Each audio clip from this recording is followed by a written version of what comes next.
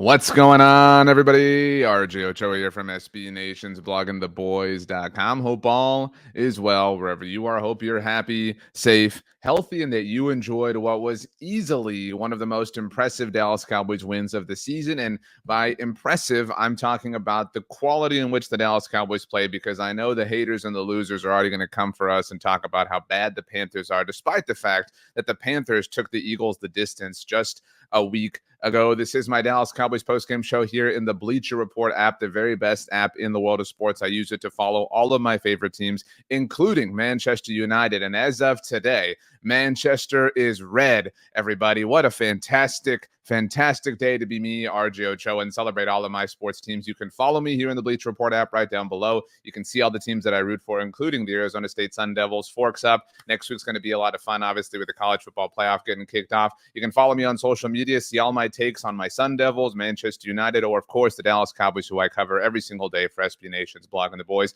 I'm on Twitter, Instagram, and Threads at RJ Ochoa, TikTok, RJ.Ochoa. Blue Sky, just search RJ Ochoa. I'm also available by email, because everybody is these days. You could shoot me one, rj.ochoa at sbnation.com. All right, let's get to it. Today's win for the Dallas Cowboys, like I said, very impressive in terms of how the Dallas Cowboys played. I would offer that of the 6 games the Cowboys have won so far this season, this was the most high quality in terms of how Dallas played. You can certainly reference the end of the first half, the whoops-a-daisy, the Cooper Rush fumble on the rollout situation, the RPO, the option, whatever you want to call it, and then immediately surrendering an 83, 87, whatever yard touchdown it was. That was quite the scene. The Cowboys were on the verge of going up 17-0, and instead they were all of a sudden up 10-7 as they went into the locker room for halftime, a halftime in which the Carolina Panthers got the ball afterwards. And we all, I think, kind of in the deep recesses, not even deep, the shallow recesses of our minds thought, oh, this is it. The Panthers are going to storm down the field. They're going to go up 14-10, and the Cowboys are going to lose their 9th game of the season. No.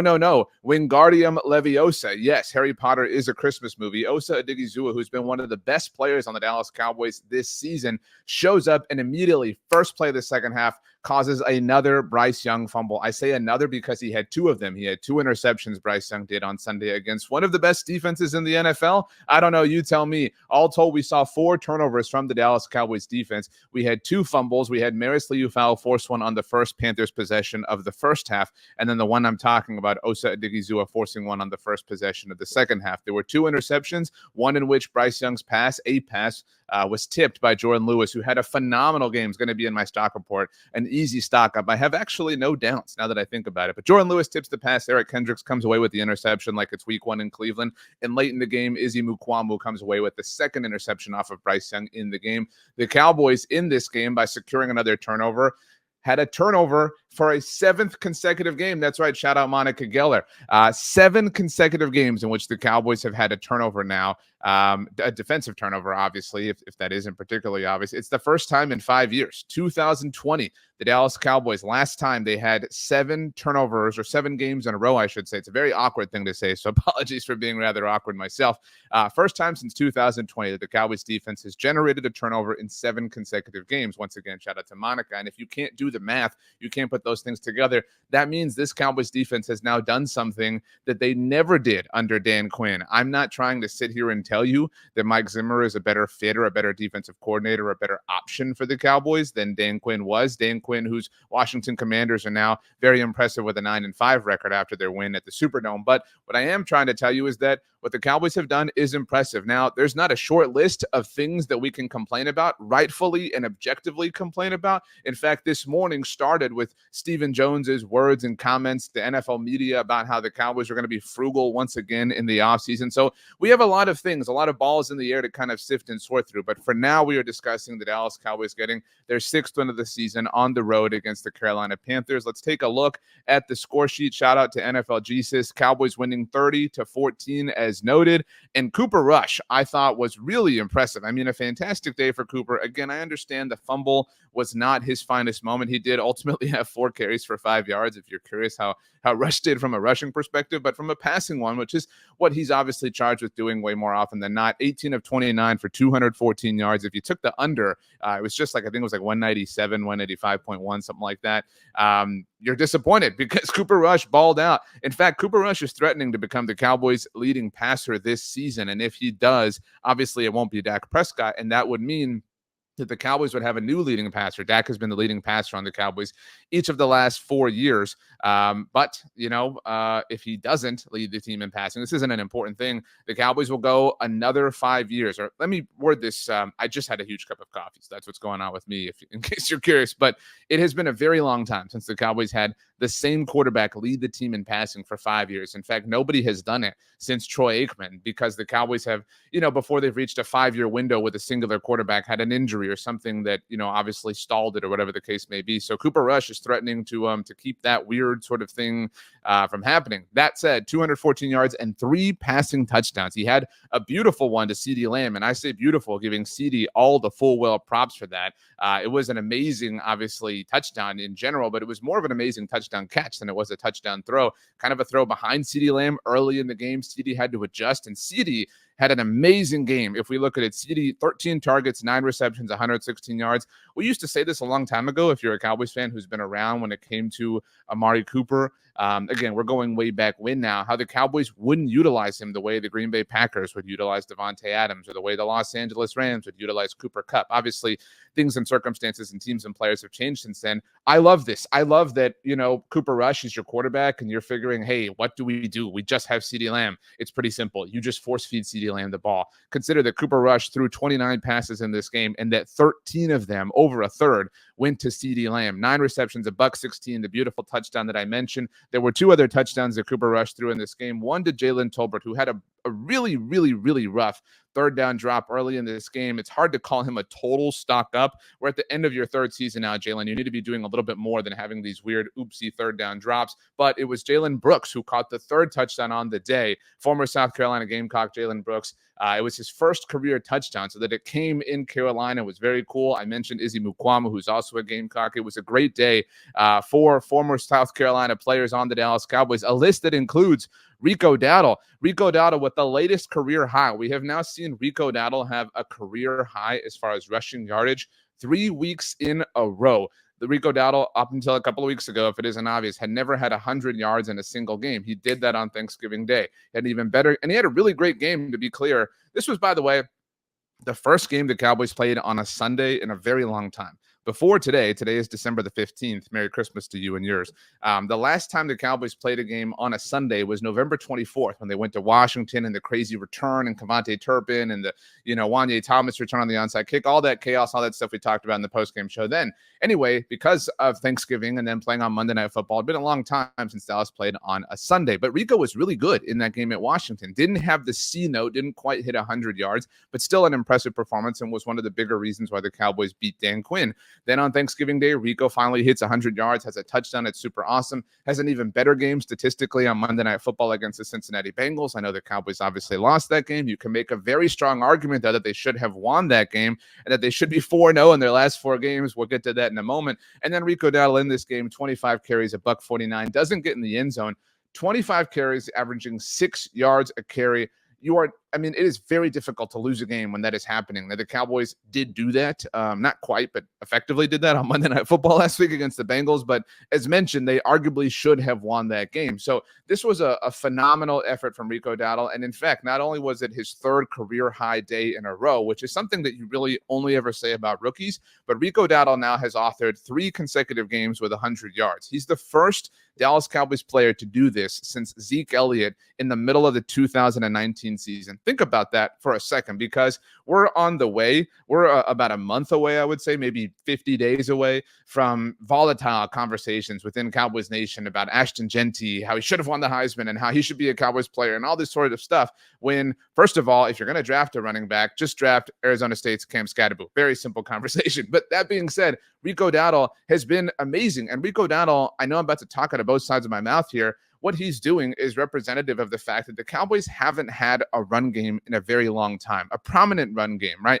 You look at obviously what he's doing right now in the here and now with the 3 consecutive games over 100 yards, and how Dallas should arguably be undefeated in those games as mentioned, but that it had been since 2019. And I know this is a weird, wonky, very specific thing to say and cite and reference, 3 consecutive games with over 100 yards, but it had not happened since 2019. And look, I know that there are Zeke stands out there, and I don't mean to have Zeke catch any strays, because I think Zeke played a really solid game in his limited touches as well against the Panthers. But 2019 was the beginning of the drop-off for Zeke Elliott. If you remember, it was the off-season training camp time when Zeke Elliott ultimately got his extension with the Cowboys, the $90 million one. And ever since then, in fact, every year of Zeke's career, he has regressed from a statistical standpoint. And really, that just speaks to how incredible he was over the life of his rookie contract. But 2019 was kind of the beginning of the end in that literal sense. And so ever since then, the Cowboys have just been holding on, like a major studio, just remaking Fast and Furious movies, or now we're getting a Scrubs remake. I have no idea why we need this as a society, but nevertheless, and the Cowboys have held on. And yeah, they gave Tony Pollard his 5 minutes, but ultimately that it had not been since 2019 since they were this committed in the run to one specific player to the point that he had success. It really is kind of amazing. And look, Zeke Elliott, to be very clear about this, I mentioned how amazing he was throughout the life of the early part of his career, certainly the part on the rookie contract. He did what we're talking about, 3 consecutive games over 100 yards in each of his first 4 seasons, 16, 17, 18, and 19. The last non-Zeke player to do what Rico Dowdle has just done was DeMarco Murray a decade ago, that magical 2014 season. I can't believe it was 10 years ago either. That means what you think it means. It's that we're on the verge of the 10-year anniversary of you-know-what. And yes, Dez did catch it. But that being said, Rico Dowdle was amazing in this game, and Cooper Rush was amazing, and Micah Parsons was amazing, and Jordan Lewis was amazing, and Maris Liufau was amazing. I mean, this was just a full, total, epic effort from the Dallas Cowboys defense, and really the Dallas Cowboys team as a whole. The offense is not high-flying, it's not amazing, and it is worth mentioning that part of the reason why we haven't seen such a commitment to the run, such a commitment to the ground game over the last, call it 5 years now, is that is the era in which Dak Prescott has really evolved as a passer. And so the Cowboys have leaned into that as their strength. I think that's important context, but they don't have that ability. They don't have that luxury these days, which is why they're forced to lean more on the run, like the early portions of Dak Prescott's career with the team. So that being said, I mean, I was really impressed with what we saw from Dallas in this game. Consider that the Cowboys were underdogs. I mean, that was a big old thing. It was a big old narrative about how the Panthers, and look, I know what we say all the time, that the people in the desert, the people in Vegas, that the casinos are so tall for a reason and blah, blah, blah. And that is obviously true. But this line never made sense to me. Now, I will eat it because I thought the line against Cincinnati didn't make sense. Dallas was 6.5-point dogs, or they were 6.5-point dogs when that line opened. And ultimately, the Bengals covered. They won by 7. And so I thought that was way too generous and way too big of a dramatic sort of thing against the Cowboys. And in that sense, in that vein, I think we saw people lean too far into that. The Cowboys did lose last week on Monday Night Football. Obviously, that is objectively true. But I thought the way that the Cowboys looked was impressive. I thought that the Cowboys arguably should have won that game against Cincinnati. They didn't. The very end was frustrating. All that stuff. We've talked about it a million times over, including here in the Bleacher Report app. But that being said, they should have won that game. They are playing like a legit football team right now. And so giving the Panthers points, I know it was not even the classic traditional home point, advantage. It was 1.5, 2.5 at a certain point, but the Panthers nevertheless were favored. It was ridiculous. I thought that the score was 30-14. I don't know that I thought the Cowboys were that much better than the Panthers, to be quite honest with you, but I definitely thought that they would cover. I picked them to win in this game. It was the 10th time that I've correctly predicted a Cowboys game so far this season. And so I don't know what that means moving forward. I don't know if this means the Cowboys are going to beat the Buccaneers next week, the Buccaneers who are currently up 7-0 on the Chargers at the time that you and I are having this discussion. But what I do know is, as we kind of, it's very strange because we know what's coming. We know that there is an awkward conversation that's around the corner for this team. There are 3 games left in the season because there's an overwhelming likelihood that this team is not going to make the playoffs, considered that Washington entering week 15 held the final wild card spot and that they also won their game. The Cowboys do technically have a game in hand against Washington, and they do still play them. So if Washington lost out, the Cowboys could maybe figure something out. But at this point, it's pretty kind of over. In fact, this morning, Sunday morning, there were scenarios in which the Cowboys could be officially eliminated from playoff contention. Had they lost or tied, and had Washington won, that would be it. The Cowboys would be out, mathematically eliminated, with 3 games left to play in this regular season, including one against Washington. And so is it possible, in a world of infinite possibilities, that the Cowboys could be a playoff team this year? Absolutely. It is technically possible, but it is much more likely that they're not going to make the playoffs, which is why we can forecast the weird, awkward, uncomfortable conversations that are going to have to be had about a month from now. And that's, do you bring Mike McCarthy back? Who else do you bring back if you do? What other changes do you make? Are they going to get an extension with Micah Parsons early on? What is going to happen? Are you going to drag your feet on these things? Are you going to have another offseason from hell where you just want to live in the headlines sidelines and you're comfortable letting everybody kind of sling and hurl different discussion points at you on national television or national talk shows, because it kind of seems like they would rather do the latter, right? Based on Stephen Jones's words on Sunday morning, or at least as reported on Sunday morning by NFL media, it seems like the Cowboys are crying poor again, right? It was this past week, literally the week that we're finishing, in which the Cowboys were crowned as the most valuable professional sports franchise in the world by Forbes. I obviously know and understand that their value isn't reflected in their salary cap potential or abilities. It isn't, commensurate with that, but it is reflective of the idea that they don't want to pay cash up front. We know that. We've seen it. We've watched them live it out.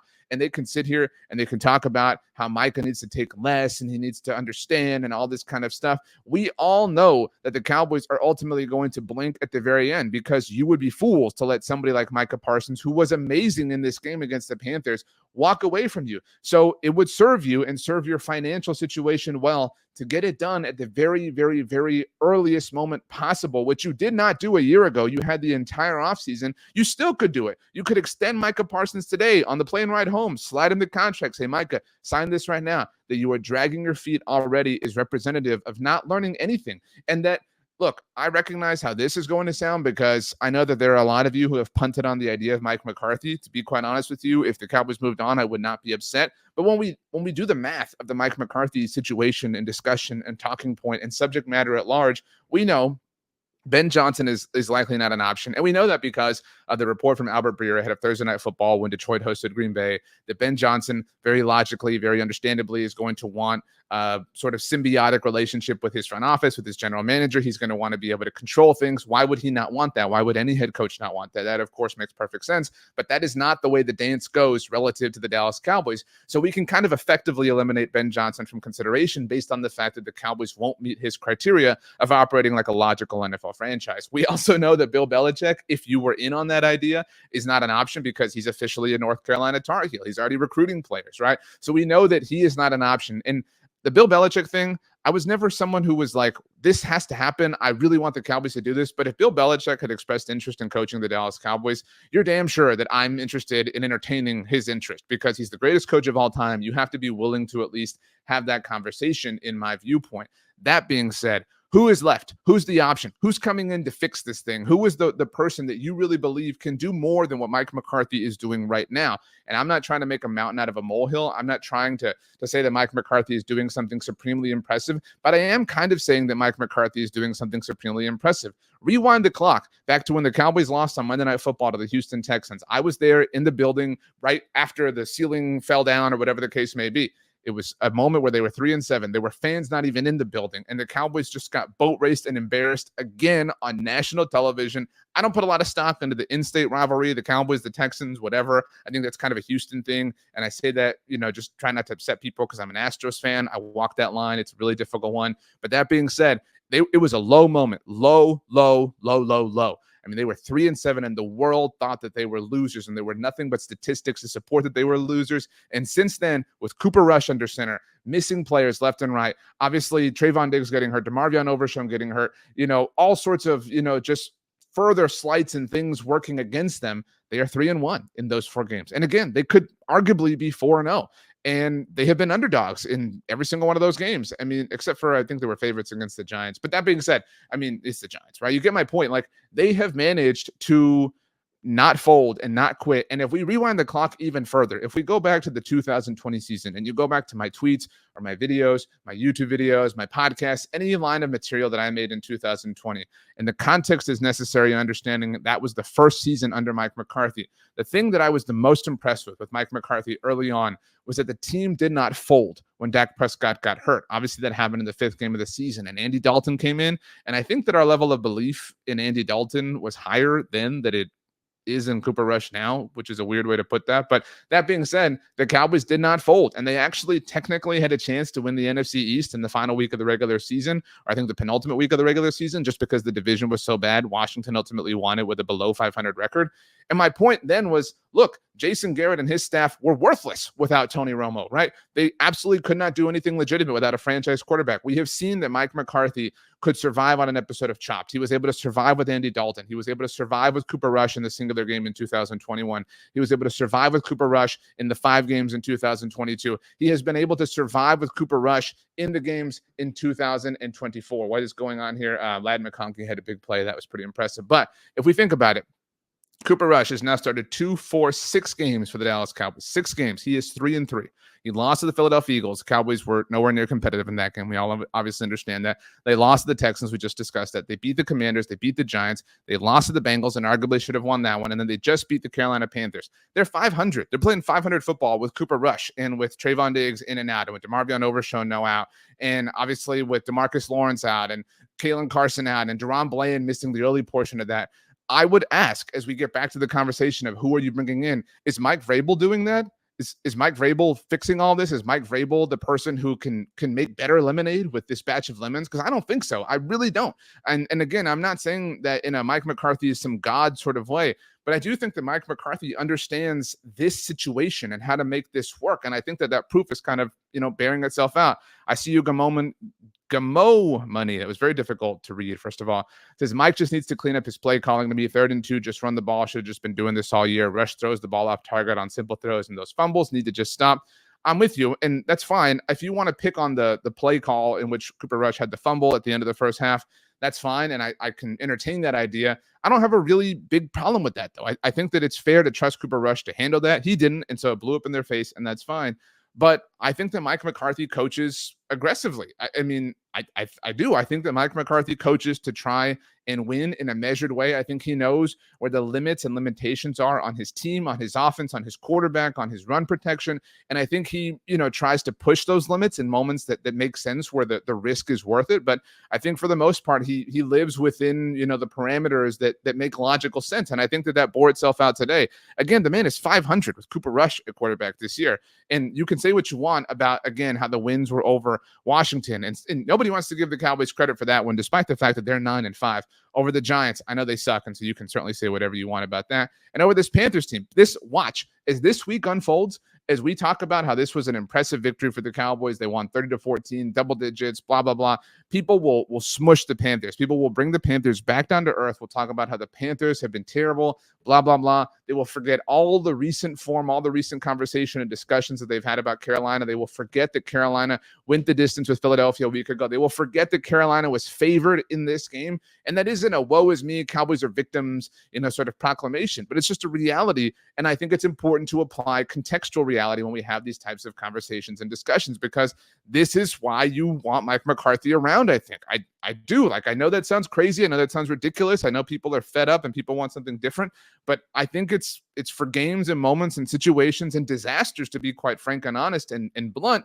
I think it's for these types of disasters that you want Mike McCarthy around for. Now, has he failed in the playoffs? Absolutely. We could have that conversation round and round and round and round and round and round and round. But I still think that he might be the best person for the job, especially when we apply the context of who else are you going to go out and get? Are you going to go, like I said, bring in Mike Vrabel? You're going to go get Brian Flores? You're going to go get, it's none of these options sound particularly inspiring. Now, if you told me Ben Johnson wants the job, absolutely, dude. I'm fine doing whatever. At that point, it's worth the risk and it's worth the turnover and it's worth it, everything you have to go through. But is it really worth it? Mike Vrabel is not as good of a coach as Mike McCarthy. The whole idea, in terms of distance making the heart grow fonder type of thing, that's all this is that Mike Vrabel's been absent from the NFL. He appears to be a better option than Mike McCarthy because he's not Mike McCarthy. And that's why there are so many Cowboys fans who are clinging to that as the best, most logical, whatever, action option that the team should take. I'm making sure we haven't seen any news about the Cowboys. Jordan Lewis obviously had the injury situation. It is worth noting, by the way, I see you, Miguel says we need a big-time second receiver. I was about to say that Jonathan Mingo did not have a target in this game. I was kind of surprised at how little juice the Jonathan Mingo story got, the fact that he was returning to Carolina and all that stuff. There was no juice about that. And I think that's kind of representative of how the Cowboys don't really have any juice at all going on right now. But you would name one person who talked about it nationally this morning. I don't think you can. It's kind of a weird situation. I still don't see anything about Jordan Lewis. Don't see anything, but I think he must be all right.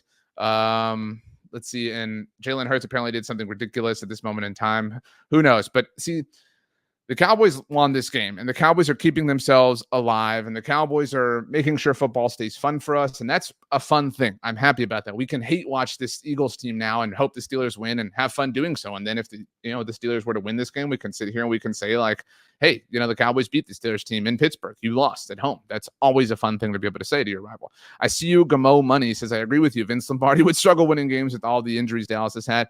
It's not just the injuries. I don't mean to say the point is incorrect because I agree with you completely. It's the injuries, certainly, but it's also the chaos, right? I mean, the chaos of being this team's head coach, the chaos. Think about the number of, the number of controversies that have encircled this team this season. They feel like forever ago, but remember, all the Derrick Henry stuff. Remember, the Cowboys saying they couldn't afford him. Remember Jerry Jones attacking radio hosts. I mean, all those things happened just this season, like just a couple of months ago. And they feel like forever ago because that's the way an NFL season kind of tends to go. Like when I brought up right now that the Cowboys won at Pittsburgh, that feels like forever ago. But that happened, and those things are real, and those things continue to happen and will always happen, and they must be navigated. They must be overcome more than anything, and Mike McCarthy has shown an ability to do that. Mike McCarthy has shown an ability to kind of keep Jerry Jones in the Jerry Jones box, which is admittedly enormously large, but he's shown an ability to keep Jerry in the Jerry box while also keeping football somewhat normal. Now, football will never be just football when it comes to the Cowboys because they are the Dallas Cowboys, but I think asking a Mike Vrabel, and I don't mean to pick on Mike Vrabel, to come in and understand that on top of, charging him to be a better coach and a better developer and a better whatever than Mike McCarthy, I just think that that's a losing proposition. I think the likelihood of that panning out is so enormously low. And again, if you could give me a candidate or a would-be option where the, opportunity or the likelihood is much larger, then I'm willing to do it, right? Because if we're talking Ben Johnson, then the likelihood exists. The lottery ticket isn't just a scratch off. You're suddenly buying like $50 worth of lottery tickets. The odds improve in your favor, but they don't, in my opinion, with Mike Vrabel or with Brian Flores or whoever you want to call it, because those are coaches that have already had an opportunity, obviously, and not necessarily done anything impressive. I know that that's the case with Mike McCarthy, although he did win a Super Bowl and was highly impressive, highly consistent. And I think that what we're seeing with Mike McCarthy is ultimately representative of who he was in Green Bay. And that was something that I was excited about when he took over the Cowboys. Think about the years and the times in which Aaron Rodgers would get hurt with the Green Bay Packers. It would happen sparingly, right? Whatever the case may be. And he was able to keep the ship afloat. I mean, one of the worst losses in Cowboys, recent memory was when they had a 23-point lead, or I think it was 20-3 lead, against Mike McCarthy's Green Bay Packers at AT&T Stadium in December of 2013. It's been 11 years. And that was not against Aaron Rodgers. That was against Matt Flynn. That was against the second era of Matt Flynn. At that point, Matt Flynn had already left for Seattle. Russell Wilson beat him out. He moves on, whatever the case may be. He returns to Green Bay. He has to start this game for the Packers at AT&T Stadium against the Cowboys, and he comes back from down 17 points. And of course he comes back because Mike McCarthy's a coach that can do that.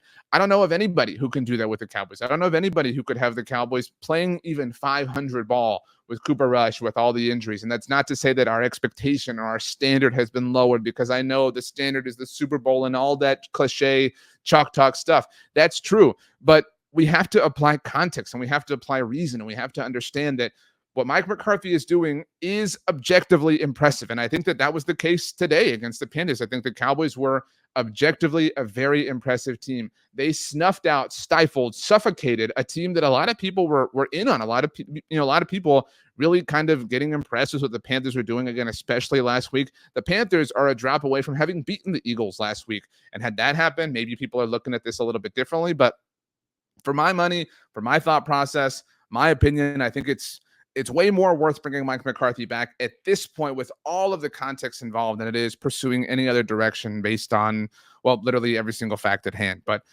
it was a good win. It was a great win for the Dallas Cowboys. I know they're 6-8. I know they damaged your favorite draft position spot. I know team tank and all this kind of stuff. That's fair in an objective sense as well.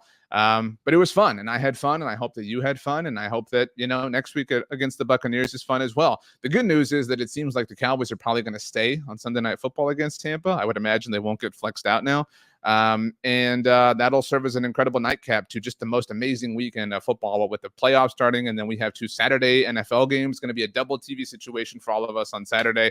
And lots of notifications on your phone from the Bleacher Report app, obviously telling you all the scores, all the ramifications, all the permutations and things like that. I've enjoyed, obviously, every single postgame show I've done here in the Bleacher Report app, and I'll be back next Sunday night after the Dallas Cowboys beat the Buccaneers. I don't know if I'm ready to commit to that yet. But either way, make sure you follow me here in the Bleacher Report app. Make sure you follow me on social media. Make sure you have the most incredible day. Thank you so much, everybody, for hanging out with me here following the Cowboys win in Carolina. Remember that tomorrow, Monday, is Victory Polo Monday. Put on a polo, put on a t-shirt, paint your fingernails. I don't care. Celebrate the fact that the Dallas Cowboys won a football game and tag me on social media. Let's have a grand all time. I hope that you all have the most incredible day ever, and I hope that you eat something delicious because you deserve it. Thanks so much for hanging out, everybody. We'll see you next time.